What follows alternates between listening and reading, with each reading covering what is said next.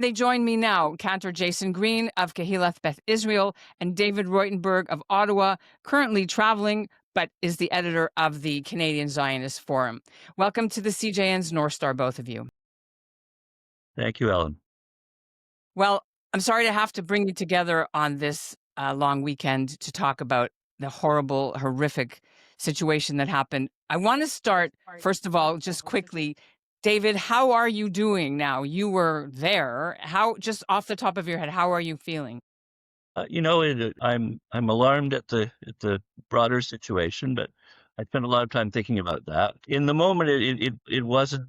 We didn't fully understand what was going on. They just announced that the store was closing, so and to go and check out. So we did that. While we were checking out, the attendant at the self checkout told us that there'd been a stabbing. Right, so that was alarming.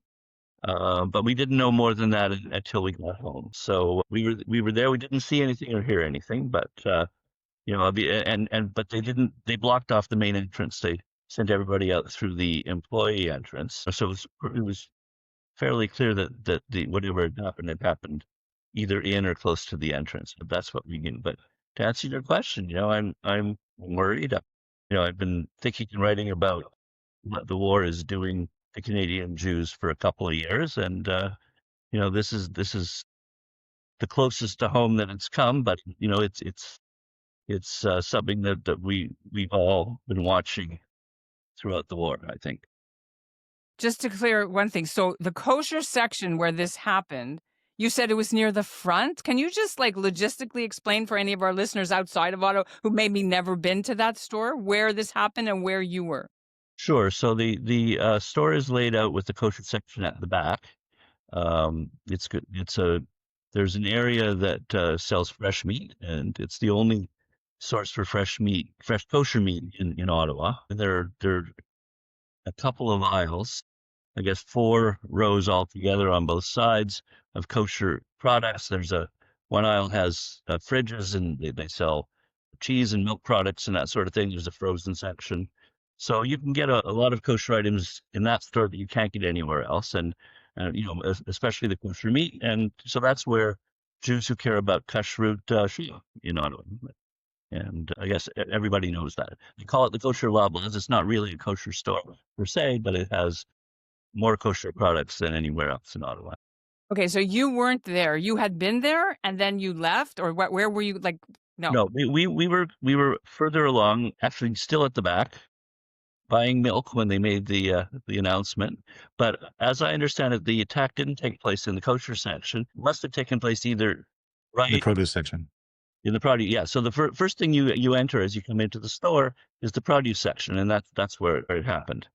Right? I see. So you had not gone to the back to get your kosher stuff yet, right? You were kind of still in the beginning. No, we were almost done. So you had, okay. We grabbed a couple of items, and then they announced that the store was closing. So did you get to pay for everything, or you had to dump it and leave? No, they gave us time to pay. Of course. They sent all the cashiers to them. Cantor, you were nodding your head saying that it didn't happen in the kosher store part. I thought maybe people didn't realize that he just did it somewhere, or the accused did it in the front. Maybe you can weigh in here. Yeah, so the genesis of the story was that somebody was stabbed. This is what the news put out there. And the hope at first was this was just a rando, a random crime, maybe a disillusioned person, a mentally unhealthy person. It wasn't a mentally unhealthy person, but the news developed, the investigation continued. Jewish Federation of Ottawa got involved. I connected with the family. We found out that quickly, thank God, that the victim was able to go home from the hospital very quickly.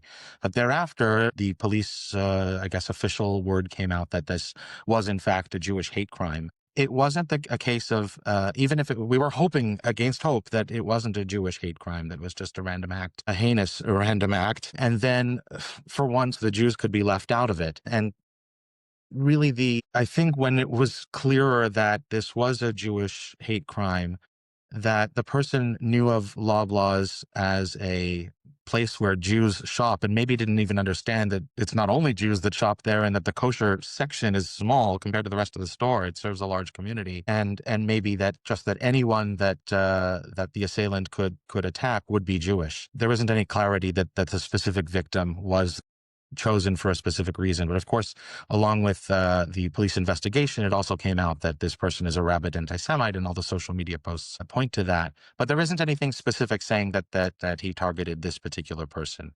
Okay, so you mentioned that, thank God, the person was able to go home from the hospital.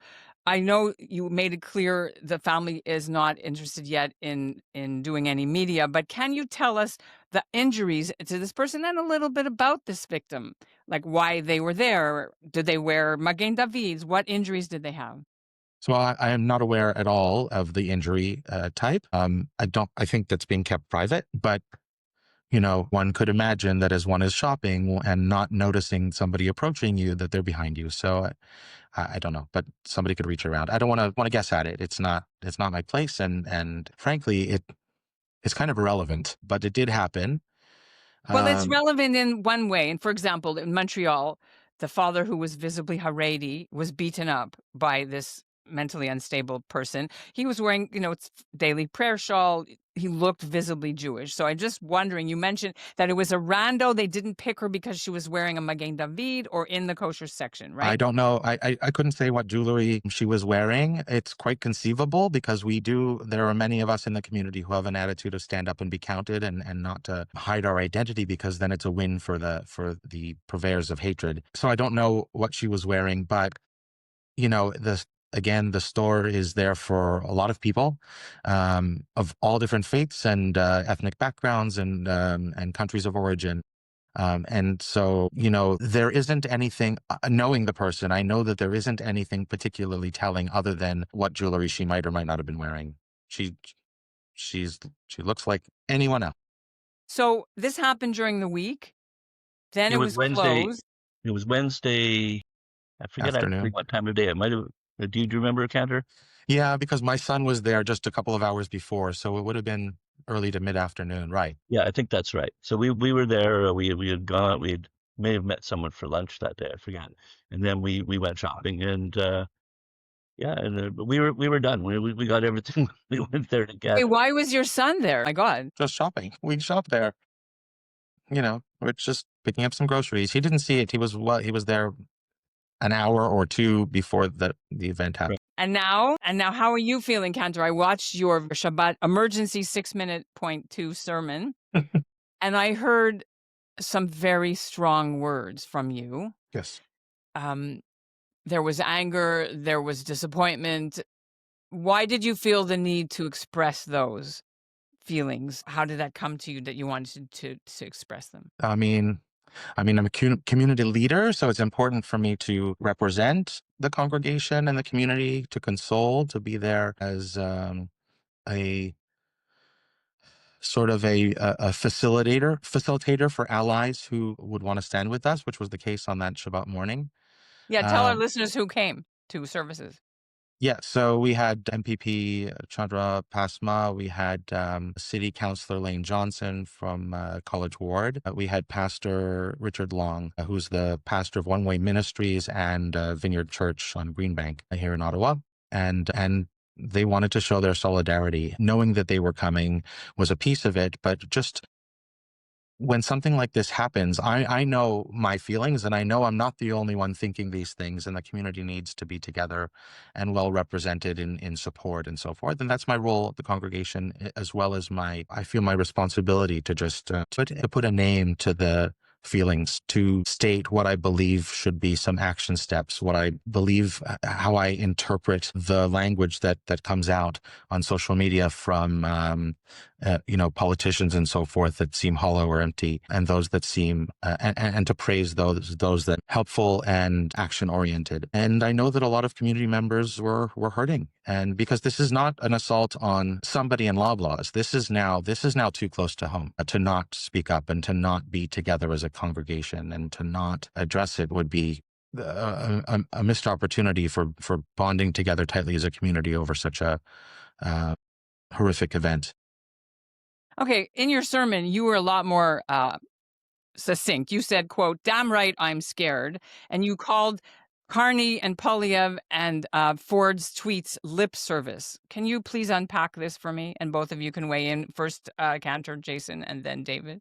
Yeah, so I mean, we've regularly been the Jewish community's regularly been under attack from all sides in anti-Semitic rhetoric, anti-Semitic actions. The Capitol Pride Parade was not, thankfully, a Jewish happening, but it certainly flies in the face of safety, feelings of safety, and goes against our values generally, having to do with Palestinians and their cause. And so, at each general event where there is something that comes across as anti-Semitic, our leaders say the Jewish people are part of the community. They should not be made to feel insecure or unsafe in Canada. It's not the way Canada is. And yet it is. I grew up in Montreal. I never experienced anything, not a single anti-Semitic trope in all of my childhood and teenage years through university and so on. And perhaps I'm lucky in that respect, and I was very ensconced in the Jewish community itself. But I've never seen anything like this, and it's like as I mentioned, it was probably clear by the way I was gesturing. It was my front lawn that had a swastika drawn in the snow over the winter. Did they ever figure out who did it? You don't have cameras? No. So but my Ottawa, response. it's progressed from swastikas in the snow. But think about this, David. You might remember. Rabbi Sher had a death threat. That was the first beginning in October of 2023 and they caught the guy and they charged him. Then you had, why don't you do this? I can count all the things that have happened. Bomb threat. There's been the protest. David, help me. There was the bomb building plot that Well, I think the there was vandalism. RCMP, right, had and the INSET team of the RCMP uncovered quickly before this kid blew up the JCC, right? And his Molotov friends cocktails thrown at synagogues, school events. The list, as you said, as I said in my sermon, goes on and on. And what protesting outside the seniors' home. Yeah. Right, It was a exactly. demonstration that invaded the Jewish community campus and did, among other things, blocked access to the retirement home there. It seems obvious to me anyway that they want Jews to feel afraid. They want Jews to feel under threat. To me, it's the main goal. It doesn't do anything for Palestinians. It's happening here, not in Israel. Right. But Here, where we have they want Jews to feel shamed, excluded, marginalized. It's not. They're not hiding it. Right, and so the lip service comes from these politicians saying Jews shouldn't be made to feel that way. But they don't do anything. Now what? Now what? Like, what are you doing about it? Have we seen any? In these public displays of protest and hatred that are beyond protest. They are not, they're heading and sometimes clearly beyond awful but lawful. They truly impinge on the rights of Canadians to exist here, Jewish Canadians, any Canadians to exist in a sense of security and peace. For some reason, not for some reason, the world hates the Jews. They always have. It's always been under the surface. And with the government's lip service and not ever doing anything about it in particular, no laws that actually protect us, no empowerment of police forces, law enforcement to actually shut down hate in any of its forms, intimidation, to shut that down. They're just not doing it. And so that's what I was saying, we have to keep calling on our government government officials and our leaders and our representatives to start taking action. And so when I mentioned lip service, there was a post from each of those top politicians on Friday afternoon saying, we stand with the Jewish community. The Jews shouldn't have to go through this. Well, okay, what are you doing about it? Well, let me put that to you guys. Cantor, you were mentioning that you have security fencing. I assume, I'm not sure this is fair, but it comes from the old SIP grants. The security grants are called CCCP grants now or whatever. Or is that all paid for by the shul? Like, No. how are you? No, it's a part of that. It's a part of that as well. It's also the shul's own investment because this is something we have to do. It's no longer a case that, this doesn't happen in Canada. This doesn't happen in Ottawa. It does. So are you thinking that this is an internet problem? More so, he doesn't even live in Ottawa. So I don't understand how for 2 years this guy's posting all this stuff with obvious hate speech in there, and they're not doing anything. The Cornwall Police, the RCMP, why aren't they shutting him down? If I can jump in there, I see this kind of thing in public fora on the internet all the time. If they tried to, I guess, take consequences against anybody who says this kind of thing, they would need a lot more police and whoever is monitoring the internet. I mean, it's become huge. If you go looking for it, like I do, I go and I post pro-Israel stuff. The kind of venom that I get back, like in non-Jewish spaces, is horrific, and nobody speaks out against it. Right? It's become normalized, and I think to some extent the authorities have also adjusted, and they just see it as part of normal political discourse until somebody actually takes an action. I'm sure you could find 100 people like this guy if you went looking, and nobody knows which one is actually going to get a knife and go kill somebody. Right? The problem is obviously the immediate problem is the violence and insecurity for us, but the broader problem is that there's a social movement that's kind of sweeping our society that is demonizing Jews, right? And there are always going to be crackpots or vulnerable people or unstable people who will take the cue and act on it. So the problem, those people are always going to be there, but they're not going to be attacking Jews without this massive wave of anti-Jewish propaganda that everybody's been consuming for the last 2 years. That's what I think. Yeah. And these seeds of socialized hate have been planted even decades ago. We all know this, and I think we know this. Hamas and their allies have been laying the seeds to sort of collect the anti-Israel community and have, in inconceivable numbers, unleashed all of this since October 7th. It's coming nonstop. It's coming fast and furious. And the problem is there's so much of it. And David knows this because, as he said, he posts anything you post that is pro-Israel. The amount of anti-Israel rhetoric that comes back at you is disheartening, doesn't even begin to say it. It's offensive. It's angering. You can't fight it. Don't even try and respond to anyone. It'll just continue to escalate out of control.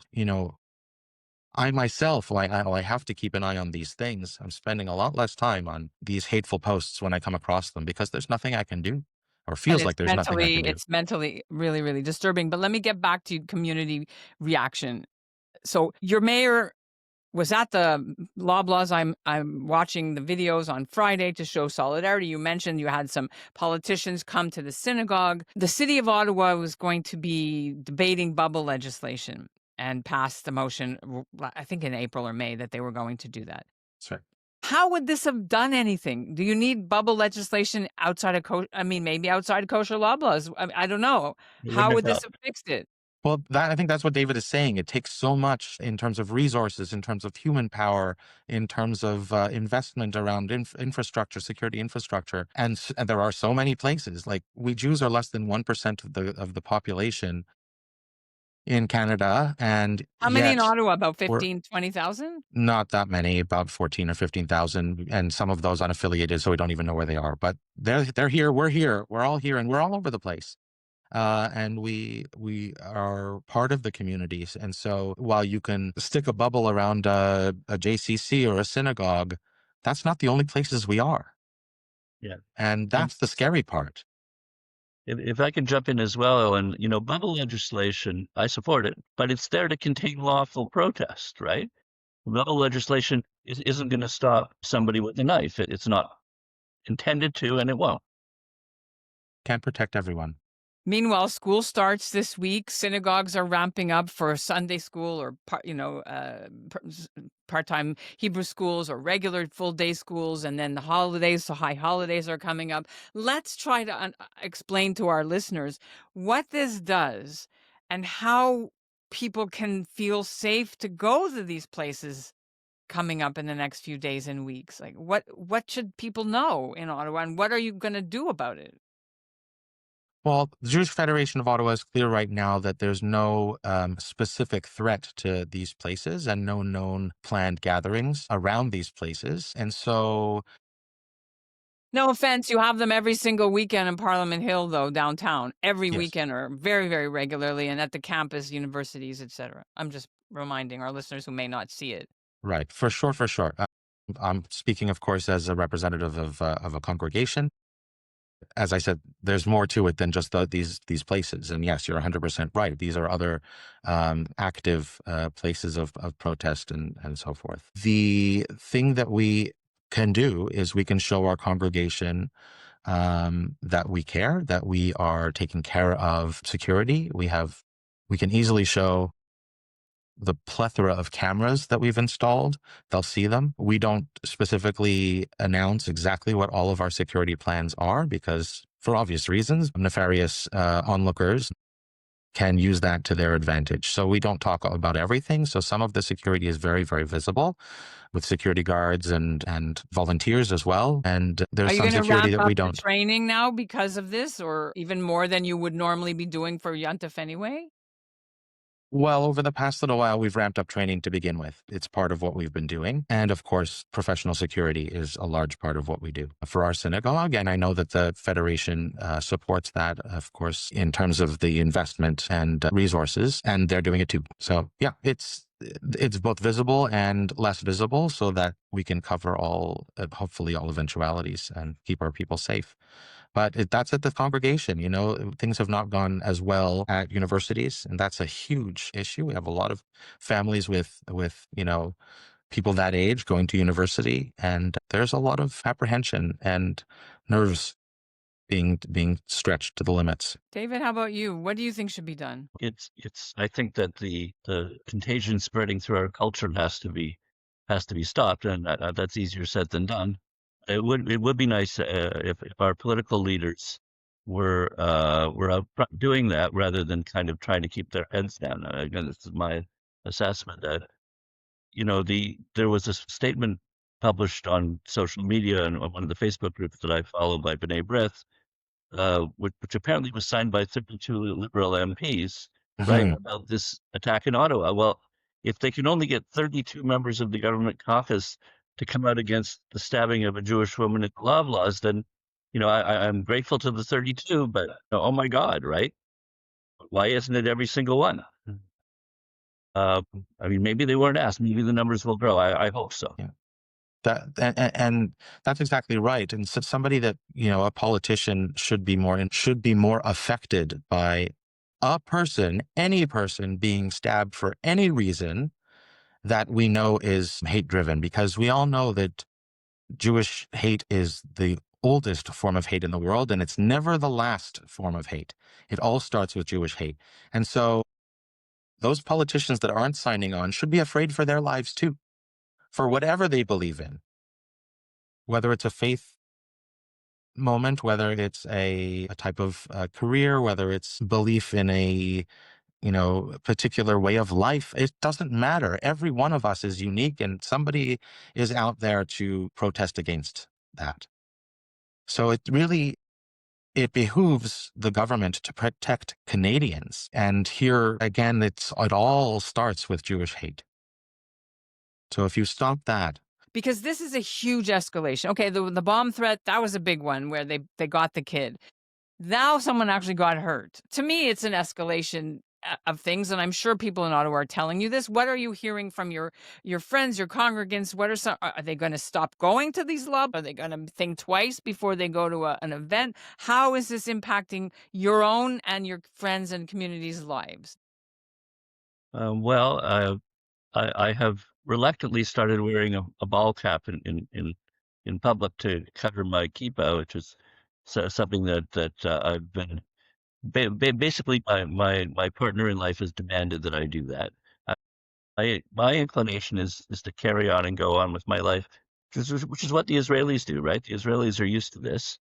Uh, there was a cafe that had a bomb in it a few years ago, and I remember that the next week that it was packed, right? They cleaned up the mess, they reopened, and everybody went back to that cafe, right? It's basically a, I mean, that's my inclination is that you're not gonna change my life, you're not gonna scare me. but I'm not sure if everybody is like that. I know that there's an accumulative effect of these things that wears us down, right? And we do start adapting little ways, and before you know it, we're kind of lurking in the shadows for fear of what someone might do. That's what I worry about. Mm. What about yourself, Cantor Green? You Yeah, were mentioning you had a dilemma as well, being a visibly Jewish community leader, whether you should or shouldn't wear your kippah and yeah. stuff in public.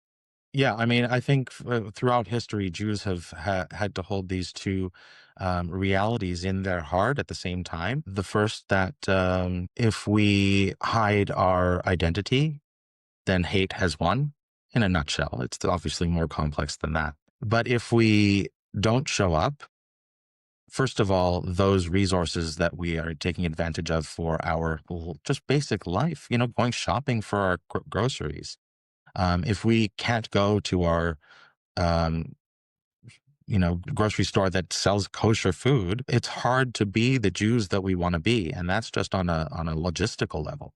But on an emotional level and on a spirituality level and just on a level of faith in God, that we can't show up wearing our true colors, or we have to adapt to hide ourselves. I don't think that solves more problems than it causes, certainly not for one's mental health as a faithful Jew.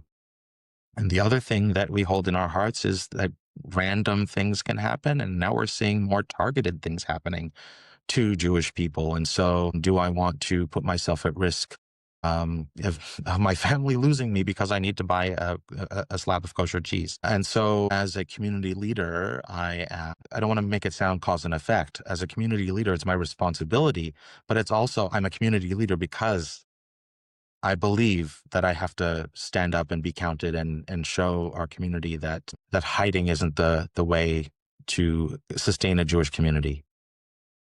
We put up a sukkah every year. We are visibly out there in the community demonstrating, standing up for Jewish rights and Canadian rights. I wear my kippah, you know, and I'll wear a yellow ribbon, and I wear an Israeli Canadian flag pin. I do not hide it, and I think it's important to stand up and be counted. This was a value of mine and my communities from when I was a child growing up. Stand up and be counted. All right, last words to either of you would like to just say what you hope this next week will look like as people go back to school and back to the office if you're away and prepare for Yamim Noraim. What taste does this leave in our mouths, David? Yeah, well, I hope people will continue to shop at Loblaws. That's where we have to go to live our Jewish lives in Ottawa. There's really no other choice. So, we just have to carry on with our lives, and that's what we'll do. Yeah, I mean, they beefed up security there too. They had security guards, right? I hope so. I mean, I haven't seen them in the past, but yeah. Actually, I did see security there when I shopped after at Loblaws. There were Okay, couple of security guards walking around, but still, that's not going to prevent it really happening again. It's just a different aisle, making sure you see the.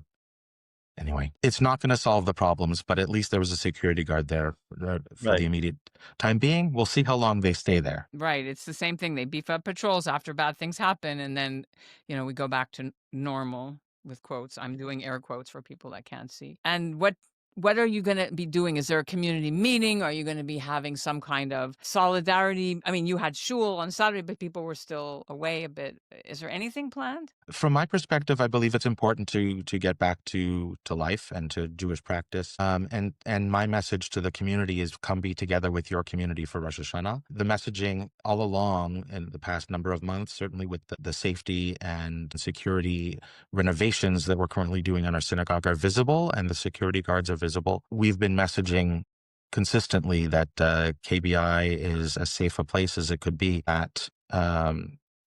And that we truly need to be together at this time. Come and be inside with us, safe, prayerful, hopeful. The sound of the shofar is a wake-up call, and it brings us into the season of repentance, the season of community, the season of family, the season of reconnecting with God. And that's what we need to do in this case. We need to be faithful together. And so we're warmly inviting anyone who needs that to come join us.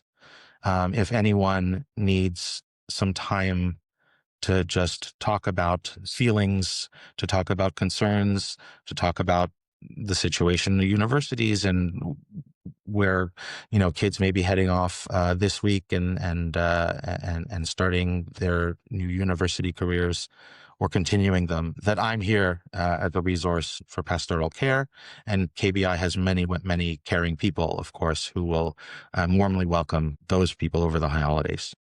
And your bird too. Yes, my bird too. What kind of bird is it? I've got 3 parrots, actually. I think Emotional support parrots. I love this it. my emotional support parrot. Yeah, that's Riley. He's my 22-year-old. What is he? He's a Senegal parrot. 22 years old. Poo. Actually, That's he's nice. more than that now. How do He's you 24. what do you say for parrots? And some of them could live a long time. We I don't know that. actually say that. You have to will your parrots. They can live longer than the people who can generally keep parrots. So.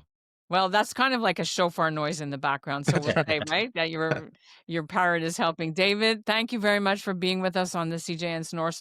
Cantor Green, again, you and your parrots, thanks a lot for being here. And we only wish good news as we see how your congregant is doing, and send her our best from all of our listeners. And is there any message that when you spoke to the family, they want the public to know just before we end? Yeah, I mean, the main message was of privacy and prayer. They would like prayers, but the message of needing prayers for the individual really quickly transitioned to being prayers for the community and prayers for peace. As I said in my sermon, you can look at any Siddur prayer book, that every one of our services, in fact, every one of the segments of our services, end with a prayer for peace, sim shalom, ba'olam, grant peace in the whole world. It's not just about our community, but certainly I believe it starts with the Jewish community. Thanks All a lot right. for having us. Thanks so much, you Thank guys, you. and thanks a lot for being with us. All the Thanks best. for having. Thanks for having.